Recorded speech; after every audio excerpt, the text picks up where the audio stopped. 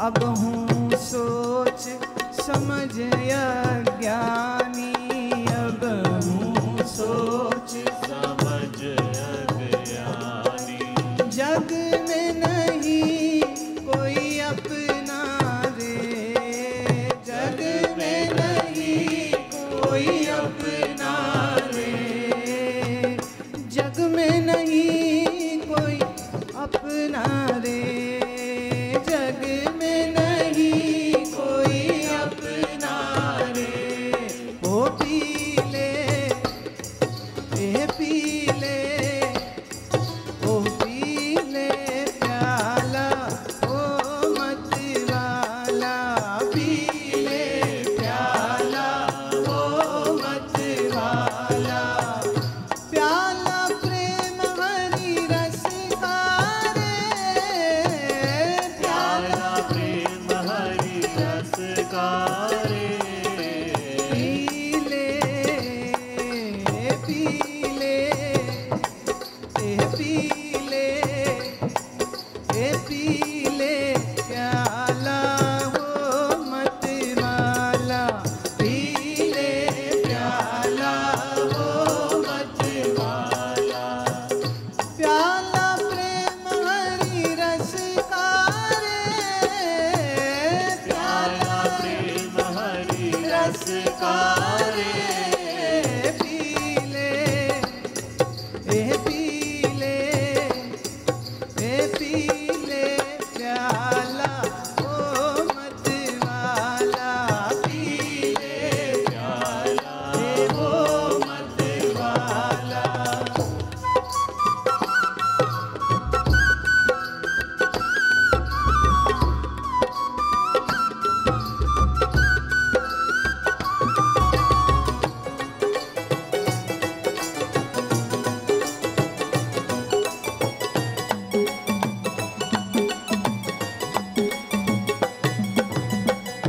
नाभि कमल विच है कस्तूरी, नाभि कमल विच है कस्तूरी।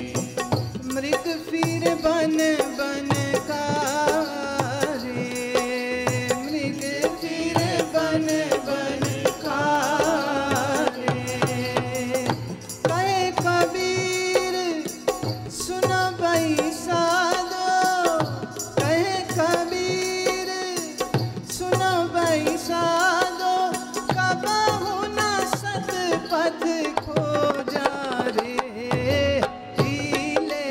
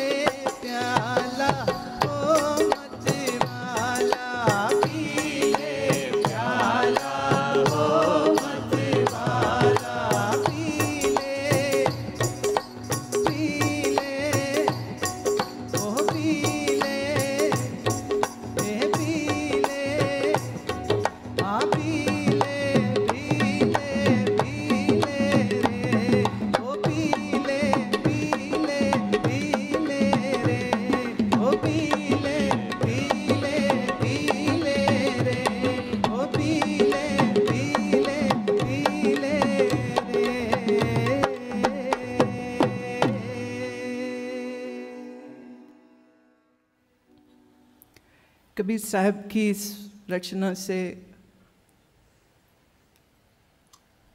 आज इसलिए शुरू करती हूँ क्योंकि आपके मन बहुत तरसे हुए हैं, सुख विहीन हैं। सुख विहीन, किस सुख के विहीन? परम सुख के विहीन। आप जिस सुख से परिचित हैं वो सुख अभी है, कल नहीं है। जो सुख आवे और जावे वो सुख सुख नहीं है। जो सुख कभी दिखे और कभी ना दिखे उसको भी हम सुख कैसे कहे? सुख का एडवर्टीजमेंट है, वो असली सुख नहीं है। आपके लिए सुख एक आशा होती है, एक उम्मीद होती है, और कभी कभी तुम्हारे अंधेरे जीवन में एक बिजली की चमकार की तरह आती, और फिर वापिस अंधेरा छा जाता है। जो सुख कभी हो और कभी ना हो वह सुख निश्चय ही परम सुख नहीं है। और याद रहे, आपका मन तृप्त होगा अगर, तो वो परम सुख से तृप्त होगा। वो आने जाने वाले सुख से कभी भी तृप्त नहीं हो सकता है। आप कितनी भी कोशिश कर लीजिए, आप कितना भी प्रयास कर लीजिए, आपके वो प्रयास निष्फल होंगे। किसी ने कहा कि तिल को पीसो तो तेल निकल सकता है, पर संसार वो तिल है जितना भी पीसो इसे परम सुख।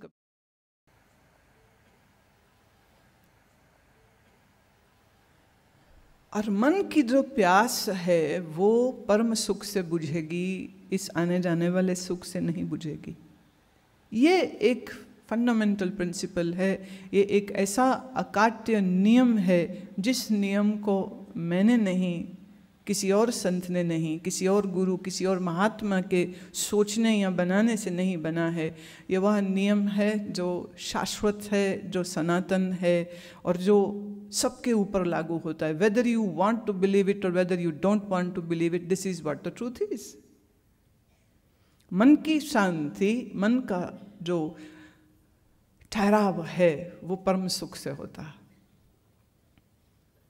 हम उदाहरण ले सकते हैं कुछ एक चीज़ों का। आपके मन में ख्वाहिश आई कि मैं कार लूँ। देखिए, जब मैं ये उदाहरणें देती हूँ ना, तो उस समय पर मैं संसार की निंदा नहीं कर रही हूँ। एक बात बहुत अच्छे से समझ लीजिएगा, संसार की निंदा करना मेरा अभिप्राय नहीं है, क्योंकि ये जग हर का रूप है, हर रूप नदरी आया। ये संसार परमेश्वर का ही सगुण साकार रूप होता है, तो उसके सगुण साकार रूप की हम निंदा कैसे कर सकते हैं? तो स्वामी तुलसीदास कहते, सिया राम मय सब जग जानी, करूं प्रणाम जोर जुग पानी। ये सारा जगत जो है ये सिया राम का ही स्वरूप है। सिया माने प्रकृति, राम मतलब पुरुष, पुरुष मतलब जिसे गुरु नानक देव ने कहा अकाल पुरख, जिसको वेद ने कहा है अपौरुषेय, that which is non expressible.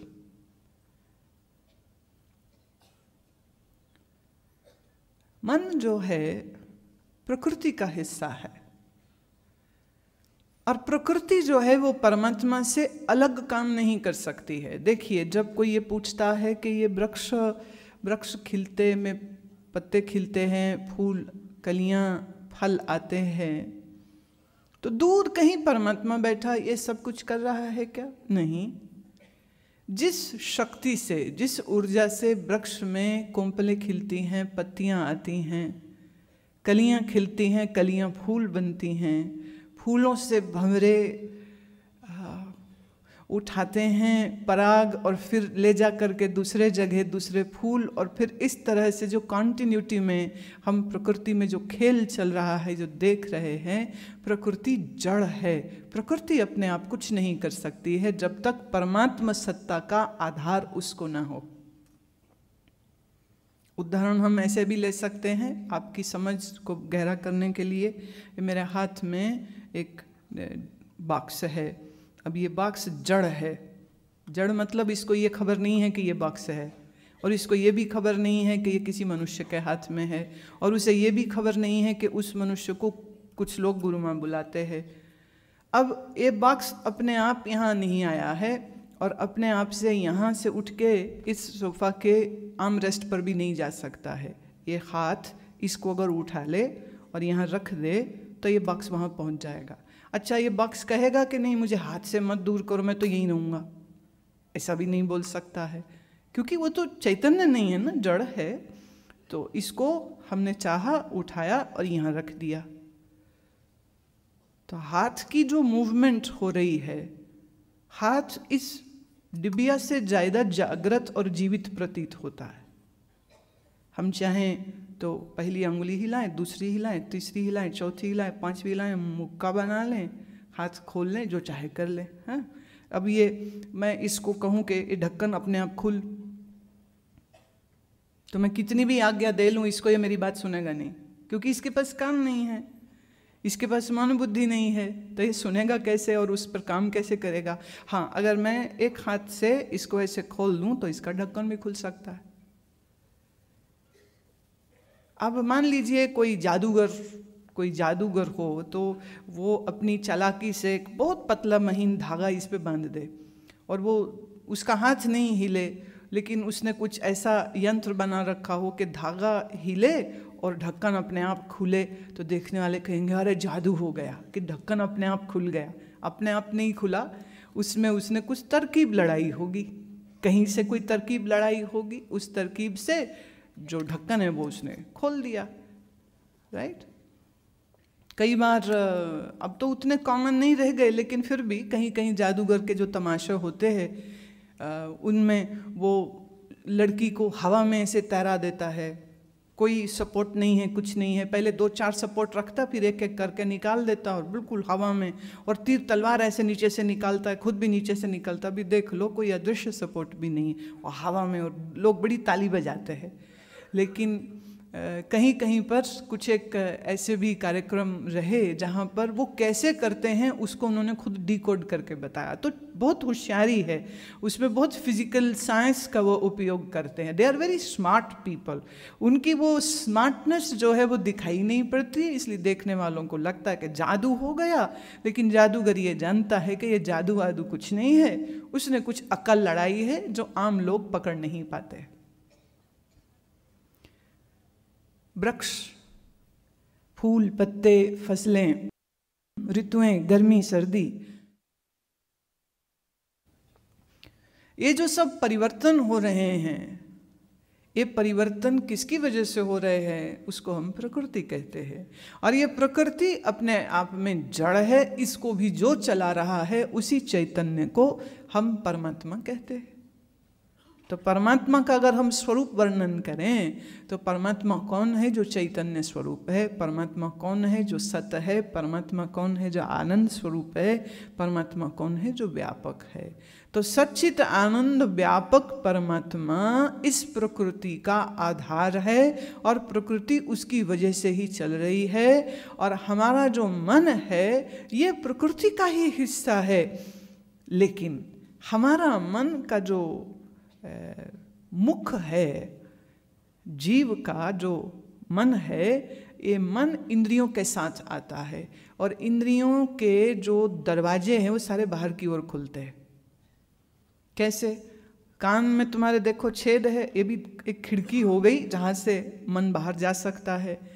आँखें खुली हैं तो ये आँख की खिड़की से भी मन बाहर जाता है। जीभ, मुख है आपका, तो मन यहाँ से स्वाद भी लेता है, बोलने का भी आनंद लेता है। तो मन को इस शरीर के अंदर से बाहर जाने के यही रास्ते हैं। और एक रास्ता है चमड़ी। अब आँख बंद कर लीजिए, कान बंद कर लीजिए। जैसे कभी कभी कुछ बच्चे खेल खेलते हैं, वो कहे आँख बंद कर लो, और वो एक बच्चा दूसरे बच्चे के हाथ में एक चीज़ रखता है और फिर उसको पूछता, बोलो ये क्या है?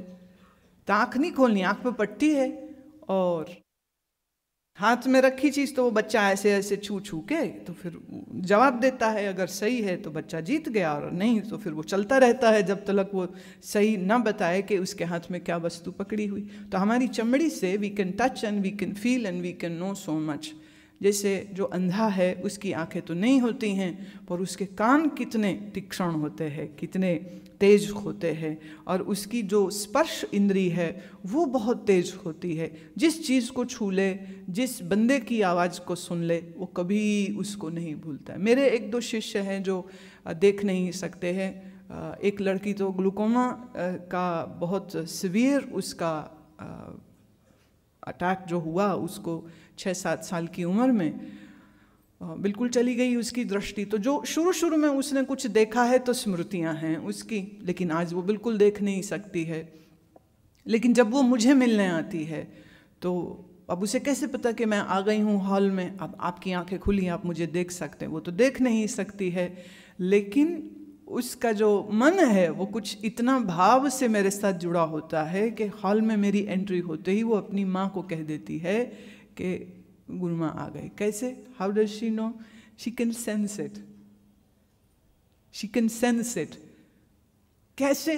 अब ये, इसको हम अतीन्द्रिय भी कह सकते हैं, और इसको हम उसके कानों का मेरी पदचाप की ओर ध्यान लगा करके इतना बैठना कि इतने लोग बैठे हैं और फिर अचानक एक चलने की कुछ आवाज़, कुछ तो हरकत होती है जिससे वो पहचानती है। और फिर इतनी भीड़ में, अब मान लीजिए इतनी भीड़ में वो आ गई और मैं उस तक अपनी बात में आवाज़ से पहुंचा सकती हूँ, पर मान लो माइक नहीं है, तो फिर मेरे पास एक ही तरीका रह जाता है कि मैं उसको बुलवाती हूँ। और जब बुलवाती हूँ तो वो अपने ना देखने का जो समझ लीजिए कमी है, उसको वो बहुत अच्छे से फिर उस दिन एनकैश करती है। फिर वो कहती है कि देखिए मैं तो देख नहीं सकती हूँ, तो मैं तो स्पर्श भी करूँगी। तो उसको मना मैं कर ही नहीं सकती हूँ, कैसे करूँ उसको मना? तो फिर वो आएगी, फिर वो पर अब कोई पाँव छुए ना तो हमको थोड़ा बड़ा अजीब सा लगता है, तो ज़्यादा करके लगता है कि भाई दूर ही रहो तो अच्छा। प्रणाम दूर दूर से करिए, आप मेरे आत्मा स्वरूप हो, परमात्मा स्वरूप हो, तो मुझे कोई ना आवश्यकता है ना रुचि है, तो प्रणाम दूर दूर वाला चलो। लेकिन इस देवी को तो फिर अच्छा ठीक है, अब वो चाहे तो हाथ पकड़ ले, चाहे तो अब जो उसका भाव आता है तो उतने में वो प्रसन्न हो जाती। तो वो स्पर्श से और मेरी वाणी से जितना उसका कनेक्टिविटी होता है, कई बार मैंने ये देखा आँख वाले बंदे मेरी बात को नहीं उतना समझ पाते हैं, मिस कर जाते हैं, क्योंकि मन यहाँ वहाँ भागता रहता है। लेकिन जो प्रेम पूर्ण मन से है, और जब वो बैठती है सुनने के लिए, तो वो एक एक शब्द को ऐसे पी जाती है, क्योंकि उसके पास कान ही जरिया है जिससे वो मेरे से जुड़ पाती है, जिससे वो सत्संग को समझ पाती है, जिससे उसने आने वाले आगे काफ़ी लंबे समय तक, क्योंकि देख नहीं सकती है, तो उसके लिए दर्शन मतलब आँख नहीं, उसके लिए दर्शन मतलब कान होता है। हमारा आपका मन इन्हीं द्वारों से बाहर जाता है, तो हमारी आंखें देखिए ना बाहर देखती हैं। हम आँख खोलते तो हम सामने बाएं दाएं ऊपर नीचे जहाँ चाहे देख सकते हैं, पर जब आप आँख बंद करते हैं तो आँख अपने आप को भी नहीं देख सकती है जब आँख बंद हो तो। Are you getting what I am saying? आँख बाहर तो देखती है, लेकिन खुद आँख अपने आप को नहीं देख सकती है। तुम कहो कि मैं आज अपनी आँखों को देखूं बिना शीशे के, कैसे देखेंगे? कोई ऐसी चीज़ ना हो जहाँ पर आपकी रिफ्लेक्शन पड़ सके और आप फिर भी अपनी आँखों को देखना चाहें, तो तुम्हारी आँखें बाहर किसी भी वस्तु को देख सकती हैं, लेकिन खुद को नहीं देख सकती। तो इंद्रियां डिजाइंड ही ऐसी है प्रकृति के द्वारा कि अपने अलावा ये दूसरे को देखती है, लेकिन स्वयं को नहीं देख सकती है। कान बाहर सुनते हैं, लेकिन जिस दिन तुम्हारे कान अंदर सुनने लग जाए, उस दिन ये एक बहुत बड़ी उपलब्धि हो जाती है। ये ध्यान की उपलब्धि होती है, और वो तब होती है जब मन अंतर्मुख हो जाता है। ये एक बड़ी अलग साधना है, इसको नाद योग बोलते हैं। ये एक अलग साधना। तो हमारा मन हमारी इंद्रियों के जरिए बाहर संसार में सहजता से चला जाता है, लेकिन अगर हम आंख बंद कर लें, कान बंद कर लें, मुंह बंद कर लें, और मान लीजिए किसी हम ऐसे कमरे में बैठ जाएं जहां गर्मी या सर्दी की भी कोई फीलिंग ना आ सके, kind of you have totally stop the sensation of the skin, तो मन का बाहर किसी विषय की ओर जाना मुश्किल हो जाएगा।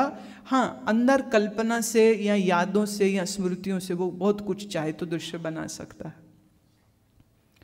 मन हाला है तो बहिर्मुखी, इसकी डिजाइनिंग ही ऐसी है कि ये बाहर बाहर बाहर बाहर ही जा सकता है, लेकिन अंदर लौटाने का तरीका जब तक ये नहीं सीख लेगा तब तक मन जिस प्रकृति से निकला है और मन और इस प्रकृति के आधार में जो परमानंद स्वरूप परमात्मा है उसकी खबर, उसका एहसास, उसकी फीलिंग इस मन को आएगी नहीं। मन चूंकि is suppose to go out, mind is suppose to see outside world, लेकिन मन चलता तो उसी चैतन्य से है। तो साधना हम जिसको कहते हैं उसका अर्थ क्या है? उसका अर्थ ये होता है कि हम अपने मन को अंतर लौटाना सीख लें। मन जिस मूल से निकला है उस मूल तक इसको पहुंचा दे, क्योंकि मन का मूल स्वयं परमात्मा है। अब मन आपका जाता है बाहर। तो कबीर साहब ने इस भजन में बहुत सुंदर प्रक्रिया हमारे सामने रख दी। पूरी जिंदगी का जो एक मैप हो सकता है ना, वो मैप हमारे सामने रख दिया है। This is how every human being is living. First comes the stage of childhood, बालपना। बालपने में क्या खेलो? बालपना सब खेल गंवाया।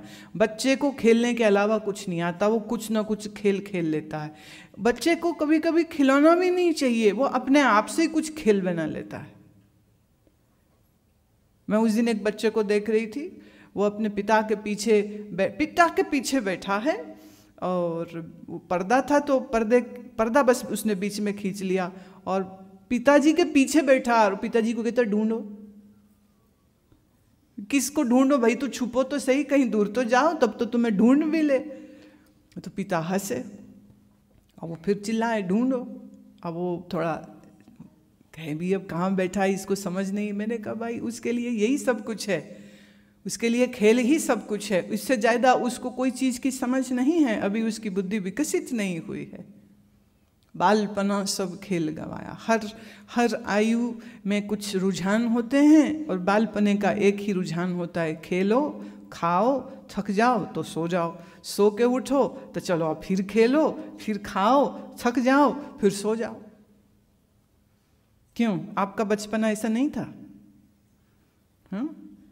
आप पद्मासन लगा के ध्यान लगा रहे थे बचपने में? ऐसा तो कुछ नहीं कर, वो तो अभी भी नहीं होता है। जवान हो गए, बुढ़े हो गए तो भी नहीं होता है। बालपने में सब खेलते हैं। तुम क्या खेले? हम भी खूब खेले हैं। बालपन सब खेल गवाया, तरुण भया नारी बस करे। तरुण माने जवान हुआ। चूंकि देखिए कबीर साहब एक पुरुष हैं और उनके शायद सम्मुख ज्यादा पुरुष उपस्थित तो होंगे, इसलिए उन्होंने पुरुषों की बात करी। अगर उनके सामने नारियां ज्यादा होती, जैसे मेरे सामने तो बराबर संख्या में बैठे, इसलिए मुझे दोनों की बात करनी पड़ती। उन्होंने कहा तरुण नारी बस करे। जवान हुआ तो नारी का बस में, नारी की कंट्रोल में आ जाता है। अब नारियां सामने बैठी है तो मैं कहती हूँ नारियां सारे अपने पुरुष के कंट्रोल में होती है। हाँ, कोई बात हो, अब इनके लिए खाना बनाने, इनके लिए खीर बनानी, इनके लिए कपड़े धोने, इनकी शॉपिंग करनी है, इनका ऑफिस से आने का टाइम हो गया है, एक गुस्सा हो जाते हैं। एक स्त्री मेरे को पूछती है, कहती मेरे ना पति आपको बिल्कुल नहीं मानते, वो कोई धर्म कर्म भगवान भी नहीं मानते हैं, मैं बड़ा तड़पती हूँ, मैं सत्संग नहीं आ पाती हूँ, मैं क्या करूँ? मैं छोड़ दे उसको। तो उसके मुंह से तो चीख निकल गई, ये क्या बोल दिया आपने? मैंने कहा सीधी सी बात, हम तो कोई अनोखी बात नहीं कह रहे। जो बात तुलसी साहब ने मीरा को कही थी, मीरा ने चिट्ठी भेजी थी कि मैं क्या करूं, मेरे घर वाले मुझे भक्ति नहीं करने देते, सत्संग नहीं करने देते। तो तुलसी ने जवाब दिया था। तुलसी हालांकि बहुत रूढ़िवादी कंजर्वेटिव विद्वान संत थे, लेकिन उन्होंने भी ये जवाब दिया, जाके प्रिय न राम बेदेही, तजिए कोट बैरी सम यद्यपि परम स्नेही। जो राम से प्रीति ना करे उसको तो ऐसे ही छोड़ देना चाहिए जैसे कोई अपने करोड़ गुना दुश्मन को छोड़ देता है, फिर वो भले तुम्हारा कितना ही प्रिय क्यों ना हो। तो वो मेरे को बड़ा रो रो के कह रही, मैं सत्संग नहीं आ पाती हूँ, आने नहीं देता, मैं क्या करूँ? मैं छोड़ दूँ उसको, फिर तो बात ही खत्म होगी, खुली छुट्टी जब मर्जी आओ, कौन रोकेगा तुझको? नहीं ऐसे थोड़ी होता है। तो फिर मैं कहा मुझे छोड़ दे। वैसे भी तूने पकड़ा नहीं हुआ है तो तू मेरे पास आने का ख्याल छोड़ दे। Be happy with your husband, live happily. नहीं, ऐसे थोड़ी होता। मैंने कहा तुम दोनों नाव में पाँव मत रखो। बड़ी बात यह है, जब तुम्हारी शादी का समय आया था तब तुमने ये नहीं सोचा था कि मैं ऐसे व्यक्ति से शादी करूं जो गुरुजी को श्रद्धा करता हो, सत्संग करता हो। तब तो ये देखती थी पैसा ज़्यादा कहाँ मिले, गाड़ी कहाँ होगी, देखने में सुंदर होना चाहिए। तब कहीं ये देखा था कि धर्म कर्म का संस्कार भी अच्छा होना चाहिए। मेरे पास दिल्ली में हमारा जो निवास काफ़ी समय तक रहा, वहाँ एक स्त्री मेरे पास काम करने के लिए आती थी। तो अभी थोड़े दिन हुए उससे मेरी मुलाकात हुई, तो उसने मुझे कहा कि मेरी छोटी बच्ची की भी अब शादी तय हो गई। मैं बहुत अच्छे कहती, मैं शादी में 5 लाख रुपया खर्च कर रही हूँ। अरे तू घर में बर्तन भांडा मांजती है, तू 5 लाख रुपया इसे कैसे कर सकती है तू? कहती नहीं, मैं अपने बराबर के किसी से शादी करूँगी तो वो महीने 2 महीने में बेटी दामाद दोनों ही मेरे घर में आके बैठ जाएंगे। इसलिए मैंने सरकारी नौकरी करने वाले लड़के को ढूंढा है और उसने 2 लाख रुपया मांगा था। मैंने जोड़ के रखा हुआ था 2 लाख रुपया दूंगी, ऐसे 3 लाख खर्च कर देंगे शादी पर, मेरी लड़की बस जाएगी। बड़ा दुख आया, कैसा सरकारी नौकर है जिसने अपनी कीमत खुद ही 2 लाख रुपया तय कर दी। कभी कभी तो लगता है कि जैसे सब्जी मंडी होती है, घास की मंडी होती है, पशुओं की मंडी होती है, ऐसे दुल्हों की भी मंडी लग जानी चाहिए।